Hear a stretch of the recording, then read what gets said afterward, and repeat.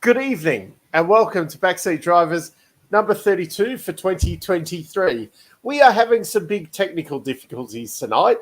Some of it may be my fault for not pressing buttons right, and for some reason I can't now get that lovely intro screen up. But here we are, and to talk about many topics on motorsport tonight, I'm joined by Rob. G'day again, Dave. I for one, am actually getting sick of the intro. Our intro maker has sadly let us down. Yes, he's too busy gallivanting around the country. The world, the planet. Other countries. Yeah. Just one in particular. For those who don't know, our good friend Matthew he went and got himself married. Some might say a good decision, but it does mean he gets to go on a good holiday for his honeymoon. So he's in the United States of America, while I sit here and don't push buttons correctly, apparently. Yes. So we had about 3 minutes of just talking to each other. It was the most riveting chat you've ever come across. Yes. So it's sad that that's been lost. I can't even remember what we talked about now. Well, we started talking about Rob's favourite Australian getting a confirmed seat for Formula One next year. Yes. And then you'd made the comment about what race was Dan replacing Perez, which I said Spain, which didn't happen. No. But what I was starting to say when we realised that when you realised that we weren't actually going live, and I was just talking to you, was that I didn't predict Red Bull to be that far in front. No. And I figured Perez would have got cut earlier on in the year because they were going to need a proper number 2 in there. You reckon they'll cut him for Mexico if he drives like he's playing Forza Motorsport next race? I'm very surprised that he hasn't been cut. I think at the moment their issue is that Dan's not ready to come back. No. I think Liam's done enough to justify he should have a seat next year. Yeah. And I think Perez has done enough to justify that he doesn't deserve a seat next year. The last couple of races have been a bit rough with Perez, especially the last race. That was horrendous. But I think there was a thing this year. I think he's only been in Q3 7 times. Yeah. That's probably the most telling. He's realistically in that car. You should it's like there was exceptional circumstances.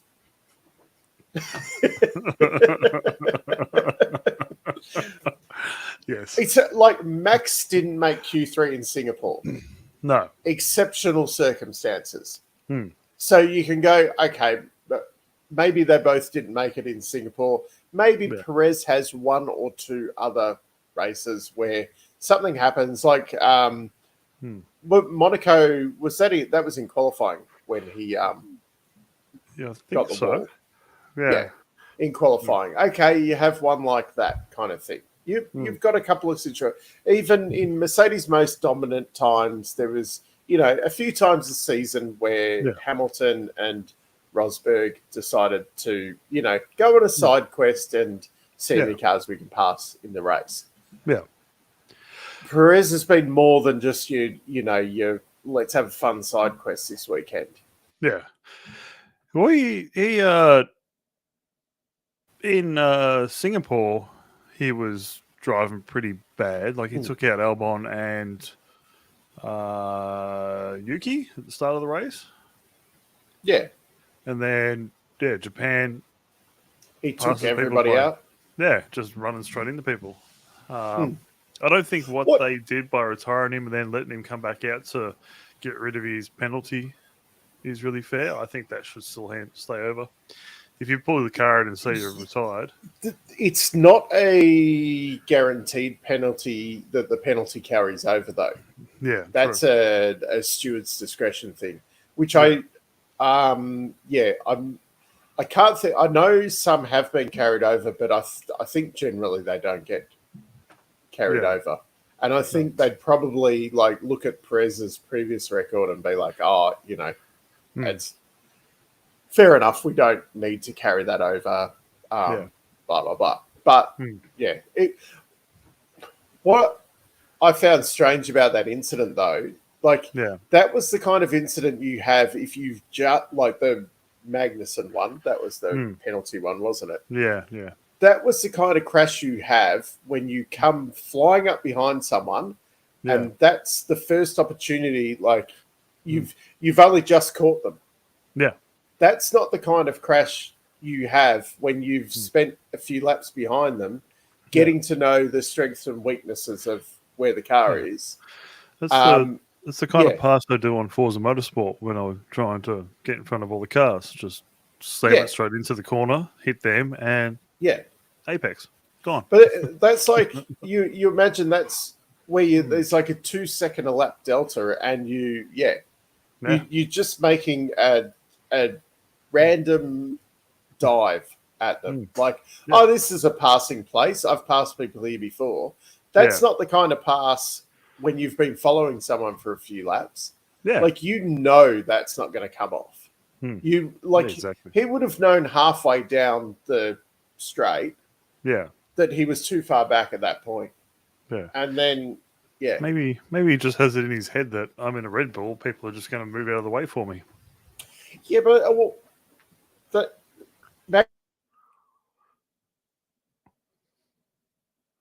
out of the way for 3 laps. Yeah. Who cut out? I don't know. Who froze Can someone in? please tell us? Yeah, who's freezing? I'm watching the stream. I'm watching the stream back on. It probably doesn't help that we both go quiet when one of us freezes. Well, I don't want to keep talking because then you end up talking over me when I kind of replays a bunch of it. Yeah. But what did you think of the race overall? It wasn't bad. There we go. Yeah. I apologize, everyone. Yeah, I'm sorry. It's Dave's fault. Dave's breaking the internet tonight. Yeah. I'll get a better internet. Yeah. I was also I was disappointed I had nothing to watch Monday morning when I got up. Yeah, it was kind of weird. Yeah. There's no IndyCar, no F1. Yeah. There's no sports on this weekend. I don't know what to watch. I've got a heap of dirt to move if you're looking for something to do. Yeah, no, I'm fine. No, I am very fine. I'm taking advantage of a weekend off and getting some stuff done around the house. Excellent. Apparently, there is something happening on Saturday in Melbourne, but I'm not sure. I'm going to a pub with some friends. Is it one of your hipster pubs where they're probably not playing the sporting game on the TV? Yeah. Yes, very much so. I think the one I want to go to actually advertises that they won't be playing any sport. Yeah. I think we can probably mention it now that people who get distracted by this, Matt and Boovy, who do actually follow other sports, we can probably. Yeah. No. Don't give it any airtime. There we go. So that was great. Yes. Yes. Yeah. That was interesting. I thought Max kind of moved a couple of times trying to defend, but he defended very vigorously. Is there only one move per car that you're defending from? Well, maybe, yeah. I don't think it was too bad, and I think in the grand scheme of things, you can probably say, well, fair enough. He was a long way ahead. There wasn't. It's not like if one of them got in front, it was only delaying the inevitable, really. Yeah. But I did actually shout at the TV for a little bit. Wanting like, come on! Oh, he's mid shout. History attitude to Lando. Yeah. But it's not nice to see Piastri up there doing pretty damn good for his rookie season. Yeah, getting a proper podium too. Yeah. Yeah, other than that, I don't really think much else happened in the race. I can't remember. It was Russell and Hamilton. Yes, that was actually probably some of the best racing I've seen for a little while. I actually quite enjoyed that, and Russell whinging was. Yeah, what I found very interesting though, that Hamilton just drove him off the track. Granted, Russell was trying to go around the outside. Yeah, Hamilton just drove him off the track, and then Crofty somehow blames that on Russell. It was Crofty for you. Yeah. Yeah. I mean, it must be difficult when it's two English drivers, in the battle. And then obviously we've got Hamilton is the ultimate, he can do no wrong. And then Russell is underneath that. So if there is an incident, even if Hamilton's 100% to blame, obviously he's not at fault. Yeah. Is Mercedes actually a English team? I'm trying to think whether their license is, because Red Bull actually runs under an Austrian license, so technically, they're an Austrian. So that's why you get the Austrian anthem when Red Bull wins, not the British anthem. Yeah, Petronas is part owner. They a third owner, or is it Petronas is sponsor. Ineos. Yeah, he's English. Yeah. But I think, I'm trying to remember, I think they might be running under British. Yeah. Because I normally fast forward the podium stuff, so I can't even. Yeah. And it's been so long since Mercedes won. Yeah. I can't remember. Oh, yeah. He is the golden boy. Now I'm looking at Ineos Grenadiers. The cars. Yeah. Yeah. How much are they, just out of interest? I don't think they're cheap. I think they're pushing 100K. I was thinking they were going to be some bargain basement price, like like Haval kind of budget. No, starting at 110,000. Okay, so a little bit more than your old Haval. For that, I'd expect like 0 to 100 in 4-point-something seconds. Probably is. Because they've got what motor they've got in them? I have no idea. I didn't even realize they were a thing until. It's got the BMW 3-litre straight 6 engine from the Supra. It's pretty much got the German 2J in it. Well, my thoughts on BMW are not impressive. So, yeah, but the B52 is a great motor. But I'm sure they're a great motor when they haven't got faulty parts put in them. Yeah, well, you got the crappy BMW though. I got the lemon of the lot. You got the front wheel drive, didn't you? No, it was 4. Yeah, front wheel drive with 4. like about as bad as 4-wheel drive as my Golf is. No, they're pretty 4-wheel drive. Are they? Yeah. Yeah. So the Golf is like front biased, and it'll only send 50% of the power to the rear at the most. I'm trying to remember. I think it might have. Yeah. It depended on what you were doing, but I think it did rear bias at times. Okay. Depending on I think, but it could have been a very good car, but yes. Yeah. Anyway, well, I think Matt's got some e-scooter news coming up in a future episode. Yeah, was it a Snapchat or something I recall him sending about? I think it was on Instagram. He said something. Okay. But you will have to wait for him to return from his whatever he's doing. Because I just saw it and skipped. Yes. I'm like, e-scooters, that's Matt talk. Yes. Probably the other little thing from the weekend, Logan. Mm-hmm. That was I mean, he is a rookie, but that was a very rookie error at this point in the year. Yeah, and still also, like, you're talking about a rookie now that's done, what is it, about 42 Grand Prix this year?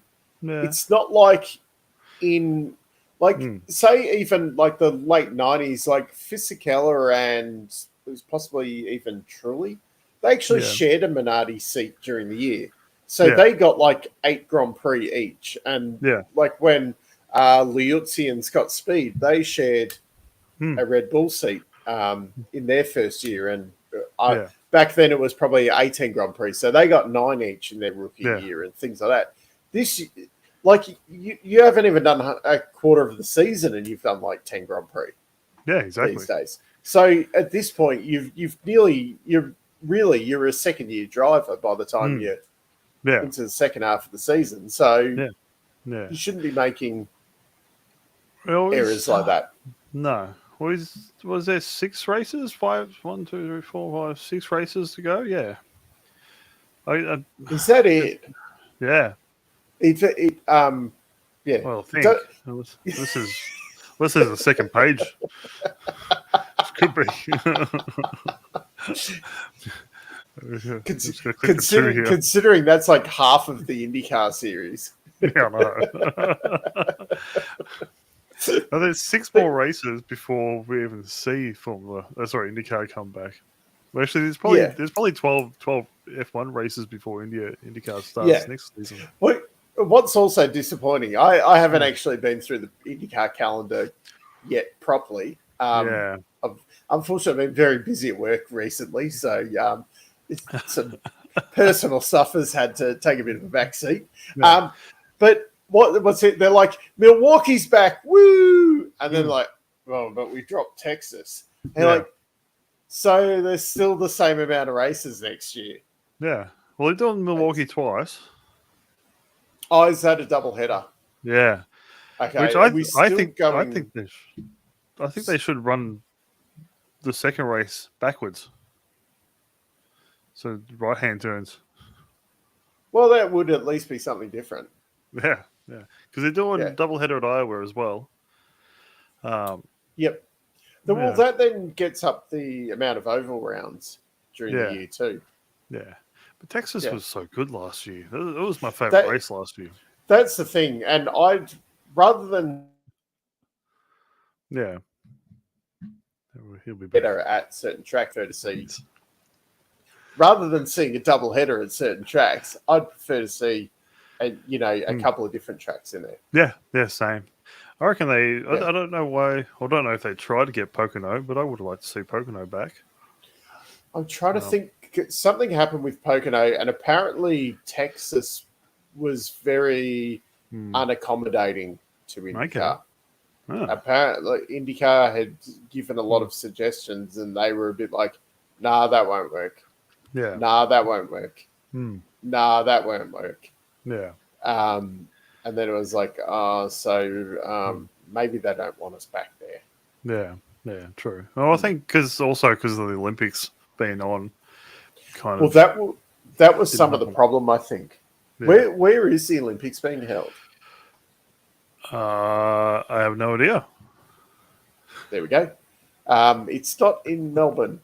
No. That was wrong Olympics. Rob definitely doesn't agree with me 95% of the time. No. That's usually only about one thing, though. That's like 95% of our conversation, though. Yeah. Yeah. I can't even remember what the IndyCar calendar looks like next year. Yeah, so IndyCar, I think, because they were trying to fill that gap earlier on in the season, which now we've got the Thermal Club $1 million thing, and then because Texas is gone, there's a big gap straight after Thermal Club now. Well, there's like, what is it? It's 10th of March is the first race, and then 21st of April is the second race in the series. Yeah. If you don't count Thermal. Yeah. Which So the thermal thing was supposed to fill that month gap that was supposed to be between St. Pete, Texas, and then Long Beach, which now we. I agree, Dave. Get a month gap between and Long Beach between St. Pete and Texas. Yeah. Yeah. Anyway, I'm sure there's got to be other tracks like Virginia International, or I don't. Well, I'd like to see them at Road Atlanta, but they won't go there. Yeah, I'd kind of like to see some more ovals back in it. Yeah, to have that variety. Which having like Milwaukee and Iowa in there is a good step. Because they are quite different ovals, but then I would like to see Texas with the higher banking, and even like a Michigan or something like that back where it's a flatter. Yeah. Milwaukee's pretty flat, isn't it? Speedway. Yeah, but Milwaukee's very short track. Yeah. I think Milwaukee's like a one. It might even be a 1 mile. Yeah. And then you'd have, Iowa's 1.5, I think. Yeah. So, what's the Worldwide Technologies track? That Gateway. Where is that? Oh, which one's the? Because we've got Iowa and Gateway, don't we? Yeah. So Gateway's the one. Gateway's the odd shaped one. Yeah. Yeah, that was the where one that... Iowa's got the higher banking, isn't it? Yeah. Yeah, so I think Gateway's maybe just over a mile. Yeah. And I think Iowa's like 1.5 or something. Yeah, yeah. So, Milwaukee Mile race one. Maybe they could do a back-to-back with NASCAR at the stadium in the Coliseum for that, like... I'm not sure if that'd work as well with IndyCar. No. More banking, maybe. But I'm sure, like, if you actually went down the NASCAR list, I don't know all the NASCAR tracks, but I'm sure that they'd have, like, a 2 mile faster track or something that you could add in there. Yeah. On that, I don't think Indy really has... a maximum or minimum, like Formula One's very strict around that. I think it's like 5 to 7 kilometer kind of limit, unless it's Monaco. Bill, the cars a lot more flexible. Anyway, they're definitely a lot more flexible. They could come to Bathurst. It'll be good. It'll be good around there. Yeah, I think the problem possibly would be some of the safety stuff. Yeah. Because even though some of the stuff is a bit... should be right, mate. Yeah. Bathurst might be a touch too far for... While even, like, the S5000s, they ran limiters on them. It's probably a bit far from America from the run of the track that big, that long, without their home safety team everywhere. I think they'd probably bring them across, maybe. Yeah, but I think it would need to be a big event.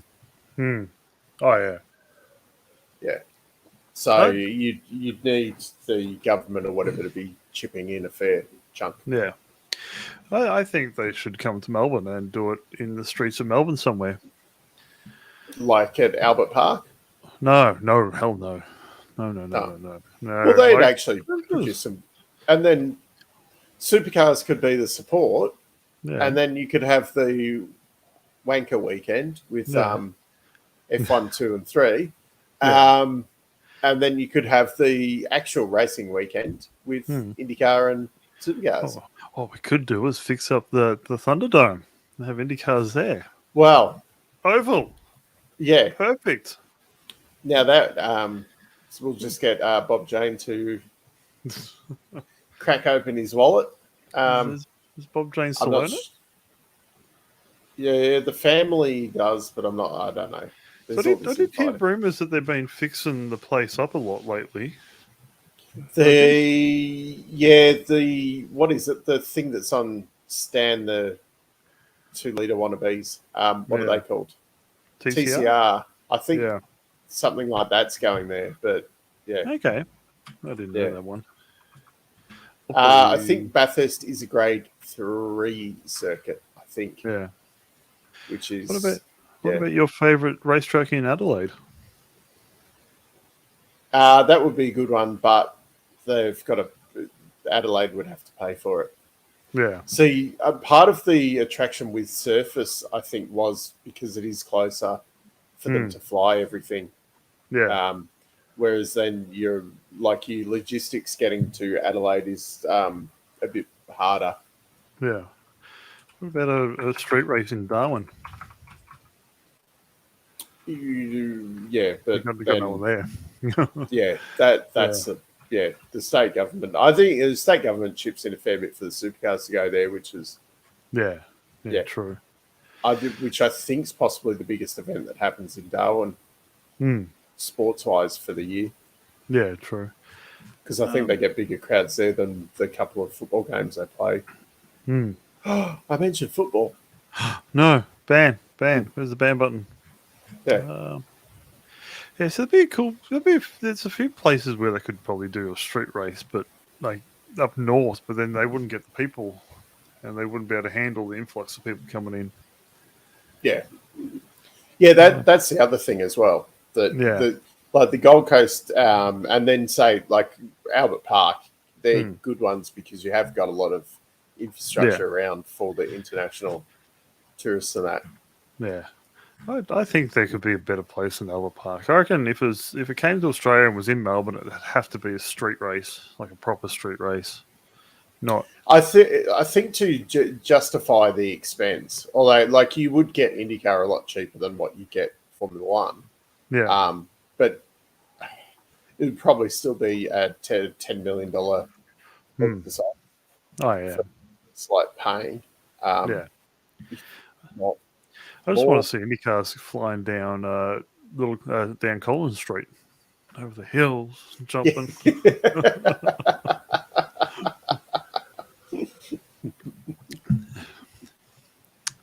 They can put the stadium trucks down there. That'll be amazing.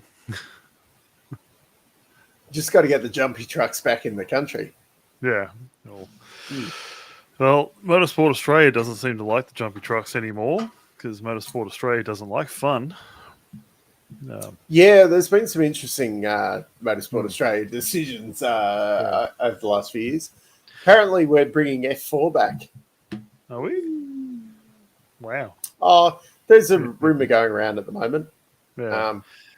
Well, I don't have a Motorsport Australia license anymore, so I am allowed to talk in. Allowed to talk them down. When you sign up for a license, one of the things is you're not allowed to talk ill of Motorsport Australia. Okay. Yeah. But yeah, I really dislike them. They make motorsport in Australia really hard to get into. I agree with a lot of the safety stuff. I never had. Yeah. Anyway. Yeah.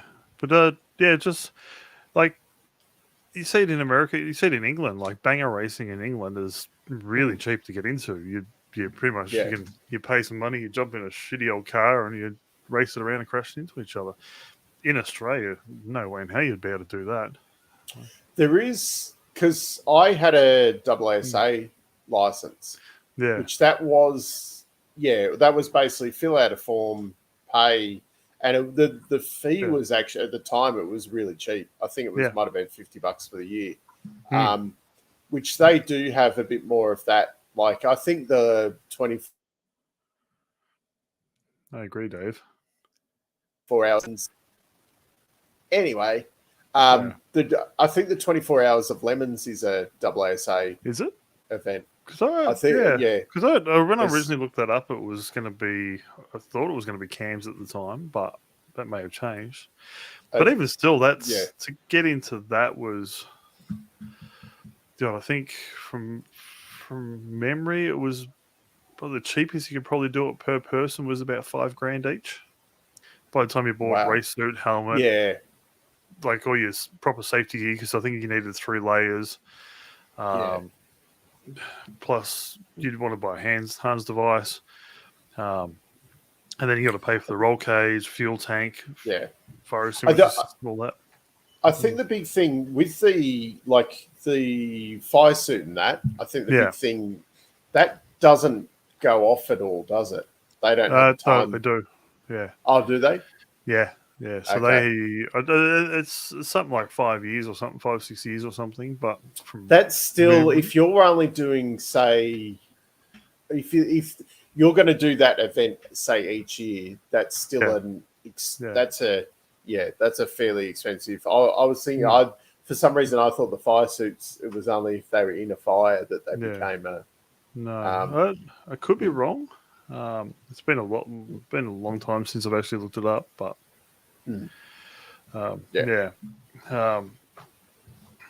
motorsport isn't cheap. Oh. So there is no cheap way of doing motorsport here. Yeah. Yeah. Which is just on that one, it is, as e-scooter says, it's at the discretion. And my gut feel is that because Perez's history isn't too bad with incidents, that it probably wouldn't have carried over. It would have been a, hey, don't do it again. Whereas if it had been maybe like even a Logan Sargent or whatever who's new to the category, maybe they might have carried it over as a bit of a teach them a lesson kind of thing. But usually they don't carry over, but they can. Red Bull was just making sure that it didn't carry over, essentially. So, yeah. Yeah. We'll look up the life of a race suit by next week if I even remember. There we go. Well, I know the helmets. Yeah? The helmets are supposed to have expiry, or you're only supposed to have it for so many. Yeah. Which is what we found out at go-karting recently. They don't actually check any dates on helmets. So, or if it's compliant or not. Yeah, which I found a little bit interesting. Yeah. But, they don't check. I did hear if you buy a push bike helmet from overseas, it's not got the Australian standard sticker on it. You're not covered by TAC insurance. TAC, probably not. Yeah. And it's funny, all those things that you did not give two hoots about. Say, when you're 18 or whatever, you're like, a helmet's a helmet. I'll buy the cheapest one I can find. Yeah. Whereas nowadays, I had a decent crash. I've had many decent crashes on my push bike over the years. But the last one I had, and I didn't actually hit my head on the ground. Yeah. But because that helmet had been in an accident, I was like, let's be smart about this. Yeah. And just go buy. I agree, Dave. Wholeheartedly. Anyway. Yeah. I had a big accident on my bike doing a downhill run, and I was actually wearing a helmet that I bought from overseas and wasn't Australian standard. Oh. But it was full face, and it actually saved my face from like slamming against the ground, which I'm very appreciative of. I've been lucky in my couple of big ones. I've been able to more tuck and roll. Yeah. So when it I did hit like the back of the helmet on probably what was the biggest one. Somehow I broke a tooth. Wow. So must have, as I hit the ground, my jaw must have closed really fast or something, because I didn't have like any cuts on my face or anything. It did like smash the back of the helmet off. Yeah, wow. And then like scratched my back up really bad. Yeah. But like face and front, because I'd actually like tucked in and went rolling down there. Yeah. Well, sometimes we make mistakes. Yes. So sometimes we have a bit of a Logan Sargent moment, and Thanks to the amount of times I've crashed my mountain bike, I don't want to buy a road bike, like a motorbike. I just don't trust myself. Yeah. I had that conversation with someone actually this week. And like, oh, you ride bikes? Like, I've got a KTX 700 or something. And I'm like, no, I'm talking about push bikes. I'm like, I have bad enough crashes on pedal power. I don't need 300 horsepower of motorbike to. I know what I'm like in my car. I don't want to be like that on a motorbike. And as much as I look at, like, I had a dickhead tonight, like the traffic was moving at like 40 Ks and somewhat a learner splitting lanes doing about 80 Ks in a 60 zone. Yeah. And you're just like, you are a dickhead. And I'm like, if I had a motorbike license, I would be that dickhead. Yes. I would be doing the stupid things too. Yeah. I just have enough brains to know that I would do that. So I don't put the temptation there with the motorbike. Yeah. Yes.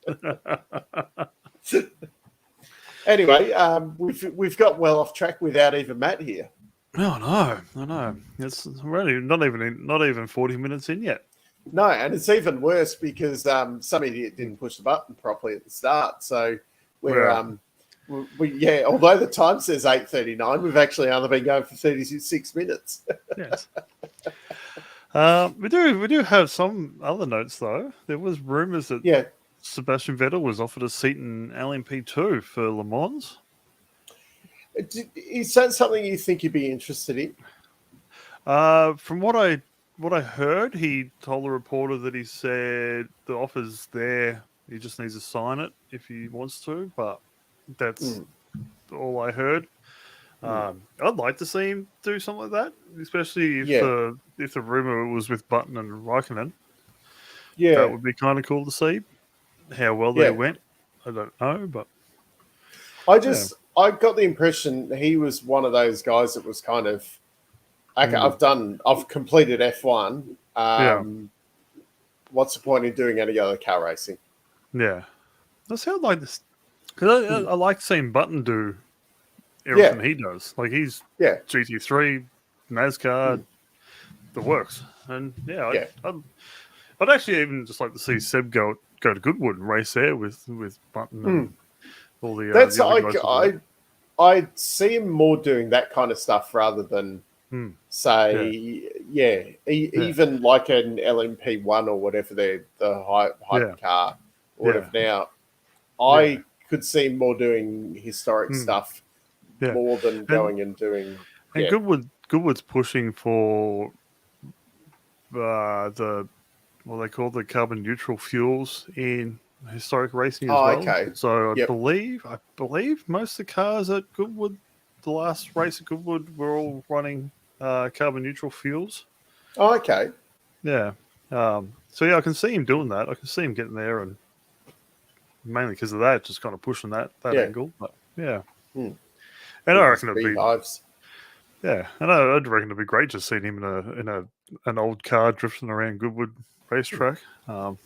It's always entertaining seeing some old not Mustangs, or like the Cobras and stuff drifting and GT40s.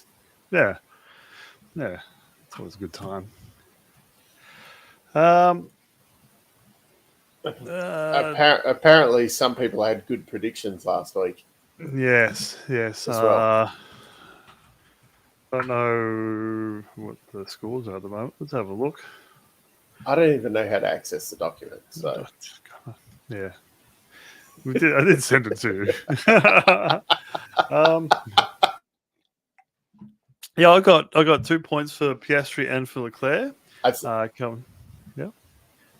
We've got 2 points for Norris. Matt got 1 point for Norris, and you got 1 point for Piastri. Yeah.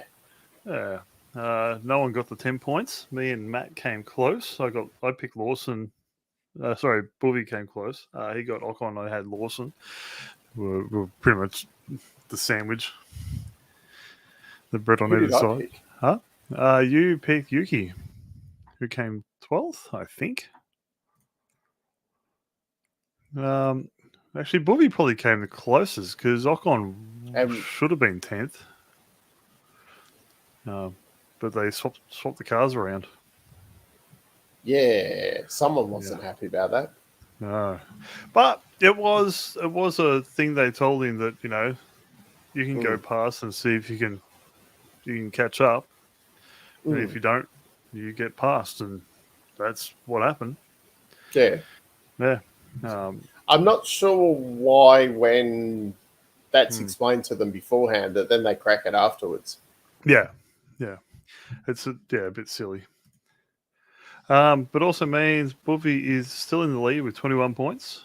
I'm on 18 points. You are on 12 points. And Matt is on 11.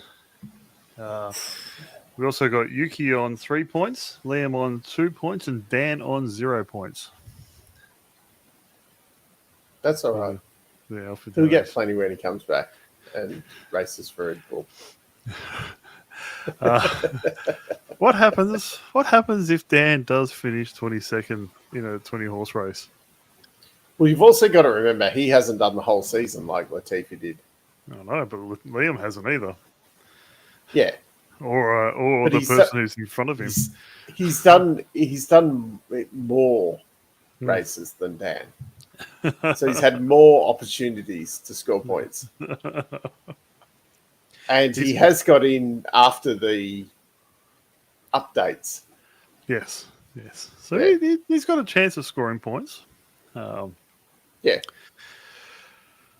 will laugh if Sargent scored points before him. That might be safe. Yeah. So Dan's only behind Sargent because he had one freak reasonable result, didn't he? Maybe I think so. Because what was Dan was 9th, but that was in the sprint race, wasn't it? Yeah, I think so. So got no points. Yeah. So he's 22nd. Nick DeVries is 21st. Sargent's 20th. Yeah. What's probably sad about that is that Sargent's ahead of Nick DeVries. I don't know. Nick DeVries was coming in as ex-Formula E champion. You would expect him to be higher, at least score 1 or 2 points, not just crash every race. Yeah. At least Logan came in as almost a mid-pack F2. Well, he was 4th last year. Yeah. But, it's not like Dragovic got signed anywhere. And it doesn't look like Dragovic is going to end up anyway. It looks like he's getting Valsecchi. Yeah, I don't think he'll get a seat. Because there is rumours about Logan's seat, because it's the only one still up in the air. And people have said Dragovic, some said Lawson, some people have said Mick Schumacher, but if you're going to take away one guy who's crashing and put another guy who crashes, it seems a bit silly. It's just you've got a bigger... If you haven't got, say, the American dollar... Well, this is my theory, all right, that I was telling someone the other day. I've just remembered it. My words of wisdom. Yes. So my gut feel on all of this at the moment is that Red Bull are signing Hugo Boss, Adidas, whatever the rumor is this week, as a major sponsor for that team. Yeah. So they've signed Yuki and Dan. Yeah. There's your driver's clothing company. Yeah. Totally agree, Dave. Totally agree. With Rara. It sucks when I'm going on a rant then the internet cuts out. The worst thing is I actually get warnings. You got a warning about what, Dave? And then, did you hear the bad reception part? I get a warning on the screen that there's bad reception, and then it goes away. Yeah. That it's all fine, cuts out. And I get the bad reception warning. It's going real bad now. So my theory is that they're signing they're signing the sponsor or whatever, and then the sponsor comes along and gives them $50 million, and then they go, right, we've got $50 million. How much is it going to cost to get rid of Perez? Yeah, and then we'll pay Perez out. We can bring Dan into Red Bull, and then we all of a sudden new sponsor. Now you've got Lawson and Yuki, but you've signed your contract, so eat a dick. Well, I reckon Dan, how popular Dan is the reason why he's got the seat for next year because of their sponsors. And I think that's a enticement to get the sponsor over the line. Hey, these are you, and then they're like, right, we've got the sponsor locked away. We can now sort out the getting rid of Perez situation because we've got the money to do it rather than paying for it ourselves. And then we can, or that doesn't come across or whatever. What can we do to get Lawson in at Williams? Yeah. I hope Lawson gets in at Williams, because if he spends a year at Williams and does a good job at Williams, he'll be in Red Bull the year after. He'll be the driver in Red Bull. Yeah. I think he's got a level head and is dedicated, whereas I don't think Dan is dedicated enough. He'd rather just dance around and make money. Yeah. And being at AlphaTauri with Hugo Boss or whoever would probably suit him. That's Yuki. fine.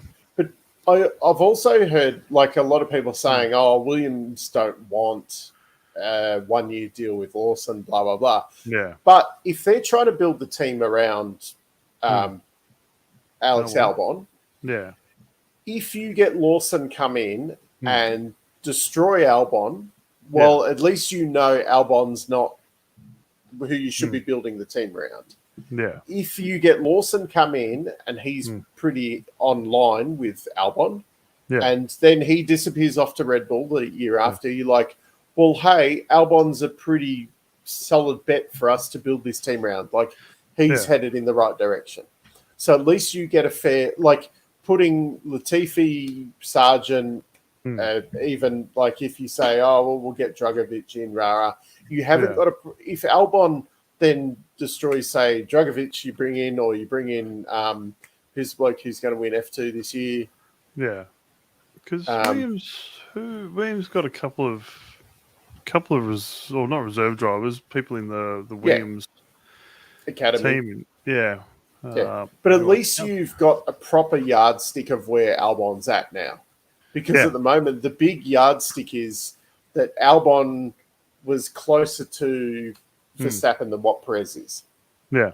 Yeah. But we know that Perez is junk. So is that a great yardstick? Like, has he got better, or is he still at that, a step below of Verstappen? Yeah. So Zach O'Sullivan's one of their drivers in F3. Never heard of him. Yeah. Well, he's doing all right. He's 4 wins so far in F3. I think he finished second place in the championship. But see, if that's someone who's going to step up to F2, and if you've even just got Lawson in for the year, that's someone who could be ready for 2025. Yeah, exactly. Yeah. And then you don't want to say lock in, like, say sign a Dragovic for 2 years or whatever, and then be stuck with Albon Dragovic while you've got someone like that ready to go. Yeah, exactly. Who else they got? Franco Colapinto, who I think did a ride as well in Formula 3. Okay. He finished 4th. But they've got a few people there. I reckon Zach O'Sullivan, who finished 2nd, if he goes all right in F2 next year, I would assume he's going to be in F2 if he finished 2nd in the championship. You probably wouldn't want to hang around finishing 2nd. No. So if he goes to Formula 2, it could be a good option. First of the footage of the truck parade. Sweet. So they've got options for if they do just get Lawson for a year. So it's probably not a bad idea. Yeah. got to be better than Sargent. Well, yeah, it's that you're not seeing a heap of American money jumping on the side of the car. The same with does anyone in America know him? Well, see, this is the problem as well with where you nearly needed to get like a Colton Herder coming in, because but even within Australia, like generally people didn't know about Pastry until this year. Yeah.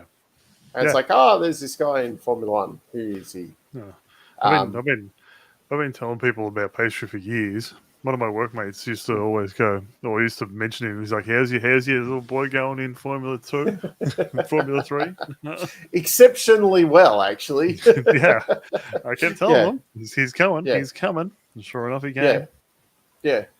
The funny, like, I didn't see a lot of his racing coming through, but when you saw the results on that, it was like, this kid's, he's got a future. Yeah. Yeah.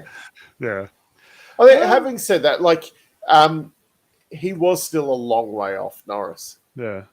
This weekend, as good as he did get lucky with the pit stop. Yeah. Like that was, and then once again they're like, oh, it's a free pit stop, rah rah. And the best bit was then Bernie Collins coming over and like, no. He came in slightly too late.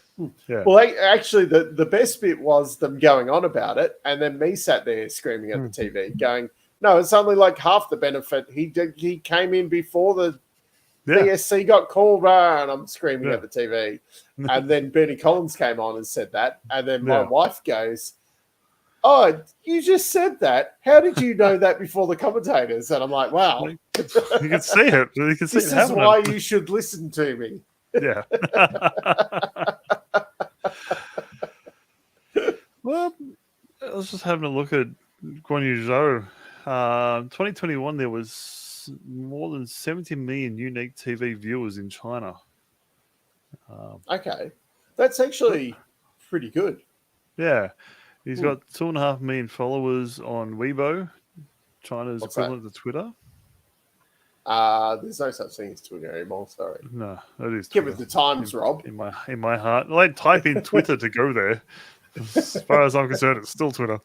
I think from going by this, they're still having trouble getting sponsorship out of China, but he's very popular there, it seems. And Chinese seem to be supporting him. Yeah, they signed him in for another year. I don't think Zhou's done that bad, to be honest. Considering his teammate went pretty decent against Hamilton, not amazing, but he could hang with him and beat him at times. Yeah. I think Zhou's doing all right against him. Well, for them though as well, it's a bit of a holding pattern at the moment. So you're a bit like, well, Zhou's not going out there and trashing equipment. Who else do you put in there? Are they going to go and tear stuff up? Do we really care on the results because we're just setting up for when Audi takes over? Yeah. I saw some posts about how much each driver's cost. I don't know where Zhou actually stood on that. That was quite, because who was winning? Sargent and Perez, weren't they? Yeah, Sargent and it could have been Perez. I'm not going to be able to find it now that I want to see it. The Renaults were pretty high as well, I think, off memory. Yeah, they've done a bunch. Yeah. Whereas Max was like 200 grand. It's like, well, when did he knock off a front wing somewhere? Yeah, that's when he pulled out of the pits and hit the front wing. Push it back in. That was 2021. Mick Schumacher had 4 million. Charles Leclerc 4 million. Didn't Mick do like $2 million or something in one accident? The one at I think so. Qatar, I think it was. Yeah, that was decent. Was it Qatar or the one at Was it Monaco where he ripped it in half? Was it Monaco or was it somewhere Either else? it was the one where he sat out the weekend. The Yeah. rest, or the rest of the weekend. Yeah, I can't remember. Maybe that was Qatar. The one where I'm sure he ripped the car in half in one of them. Yeah. Going by this, 2021, Mick Schumacher, 4.2 million euros. Charles, 4 million. Max Verstappen, 3.8 million. Latifi, 3 million. Bottas, 2.7. On that, I think a lot of the max damage or a chunk was done when Hamilton took him out at Silverstone. Yeah. I think so. Yeah. Here we go. Maybe this one. Oh, here we go. There's the list. Just gonna wait for it to load. Then we just gotta wait for it to load again. Max Verstappen, 200,000. Yeah. Bottas, 225,000. Guan Yu Zhou, just over 1 million. That was Hungary. But there's a lot of them that are around that kind of. Yeah. De Vries, Ricardo, 1.1 million. Albon, 1.5. Esteban, Leclerc, Sainz, Piastri, and Gasly all around 1.5 million. Yeah, Sargent 2.7, Stroll 2.3, and Sergio 2.1. Would be a very hard thing considering you've got the cost cap now. That what do you do? Like budget 5 million for crash damage, and then and then you kind of go, "Oh, we're in trouble here. We've got two Perez's." Yeah. Yeah. What happened to Guan Yu Zhou in Hungary? So that was a big crash, 800,000. I don't remember him having a crash that big. No. Yeah. This is where we need a fact checker. Yeah, I know. This thing's. Oh no, that's Singapore. So Piastri's got a bunch, but it's sort of like just a little bit here and there. There was Australia. He had a big crash. No, that was Gasly. That was both of the. So Piastri did 700,000 at Hungary as well. Logan Sargent nearly 1.5 million at Hungary. I can't even remember what happened at Hungary. So I went bowling. Oh. I need to actually look up what happened. Doing a bow test. Yeah. Where is Buffy? There's Buffy. I don't know. No one knows where Buffy is. He probably thinks it's Friday night. He's probably. He's out partying. Yeah. He'll be on the dance floor somewhere. Yeah. Hitting up a rave. Got his glow sticks on. Apparently, according to Max, he's at turn 1 in Hungary.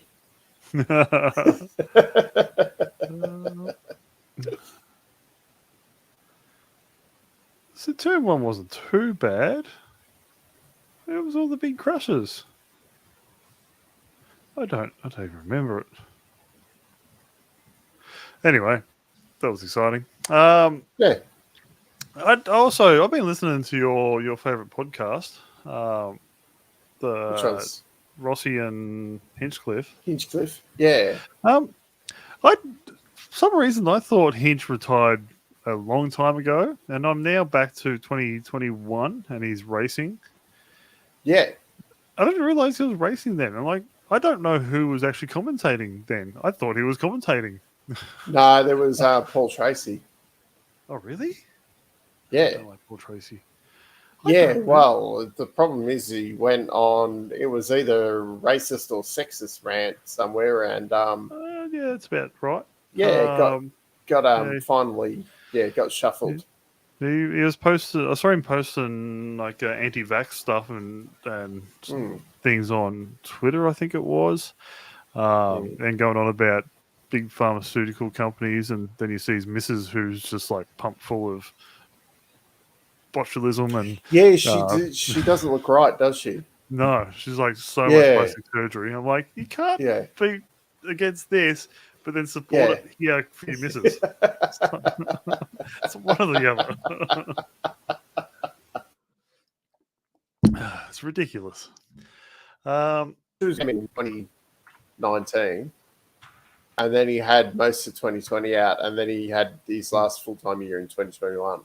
Okay. With Andretti.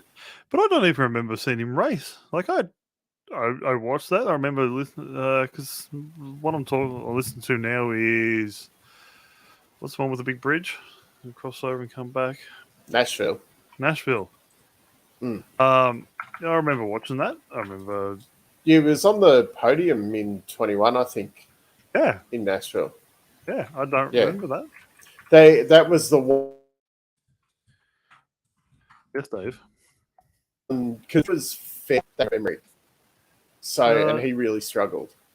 Yeah, well, it was the race that had Ericsson flying. Yeah, it was the inaugural. Yeah. Nashville. Yeah. Yeah.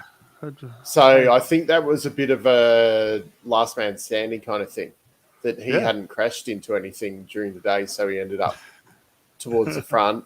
And I vaguely remember, I think he did all right on one of the ovals. Yeah. He might have been like in the lead pack and then something went wrong, say last pit stop or something. Yeah. And he was running all right, but it was a pretty disappointing year. Like, as you were watching the year unfold, you're like, this isn't really... you're probably not going to be around next year. Yeah. I might have to watch that race again. Big Machine Music City Grand Prix 2021. It's on internet. It's on the... Oh, is it on YouTube. Yeah, because I remember watching the race, and I remember afterwards just going... blew my fucking mind that Ericsson won.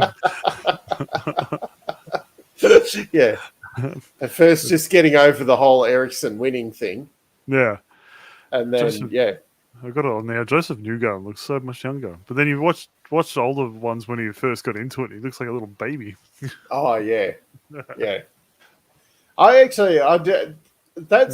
probably wouldn't mind going back some of the old IndyCar races. Yeah. Because I didn't watch a lot of them. I didn't watch a lot of races. Would work. Yeah, true. Yeah, there was quite a few years where I didn't watch much IndyCar. Like, I tried to keep tabs on it, but I didn't watch it.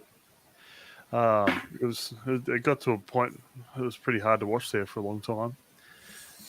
I've been watching it solid since I got Foxtel for supercars. So 2013. Okay, yeah, I never had Foxtel, so it was. Was it?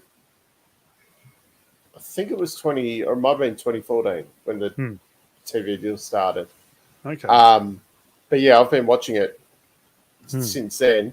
Whereas I probably gave up around 2002, I reckon. Yeah. When it was, and that was still Champ Car that I was watching at the time, or Kart. Yeah. Yeah, I think I stopped watching when they did the split, or not long after the split. I think I watched a few races. What year? Was it still Kart when they... 96. Okay. So that is... The funny thing was, that was the first year I started watching and didn't understand about the... So IndyCar is now on Stan. Yeah, but Stan. So it was on Foxtel forever. And then KO. What was it? Might have been... It was KO 20... last year? No, because you could get it on KO, but was it? I think it was 2020 or something. Yeah, where it because I actually it was last year. Last year was the first year on Stan, and then this year but there was one year I got a NBC Gold Pass thing. Yeah, and I had to use a VPN and everything because it wasn't televised on Foxtel. I watch it via Singapore. On their IndyCar streaming service, which is not amazing, but it's good idea. Yeah. Well, it's something. Yeah, exactly. It's a way of watching it without paying. Was it $36 a month for the Stan? Yes. a race or two? So I pay the stand thing, which it probably doesn't make a difference, but I make a point that I sign up on the Saturday of St. Pete to watch qualifying and then cancel it. It was genuinely cancelled on the Monday night of Laguna Seca. Nice. Yep. Nice. Well, I watched the race and then cancelled it that night. Yeah. Well, that's how I usually do that with KO as well. As soon as F1's finished, I cancel it until it starts again. It saves me $60 or something. Yeah, well, I think we'll do that this because we had a really cheap KO deal. I did too with Telstra, and then I lost it. Anyway. Yeah. Anyway. But now that paying like $25 a month or whatever it is, for KO, that'll probably go to hell as soon as cars cross the line in Adelaide. Yes. I need to do another KO deal with someone.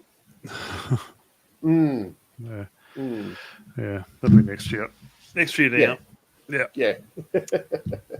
Anyway, right. With my internet troubles, and I think we've covered off everything this week. I think so.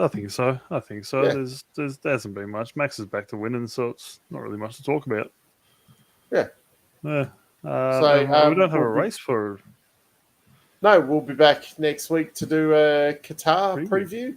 Yeah. Sounds good. And it's a sprint, your favourite kind of race. Hooray! More motorsport. Well, the problem is because Bathurst is on that weekend, so I won't really care about Formula One. We should have Bathurst on this weekend. We would have had some sports to watch. Well, that would help. But anyway, that would have been quite good too, because with the day off where I have work stuff to do next Friday, so I can't take the day off just to watch practice qualifying. So which deeply hurts me this year, work. Why do you make me do stuff? Anyway. To hear more stupid rants from me, tune in next week. Yes. And we'll see you then. Good night, all. Thanks, everyone. See you later. Bye. I'll push the right button.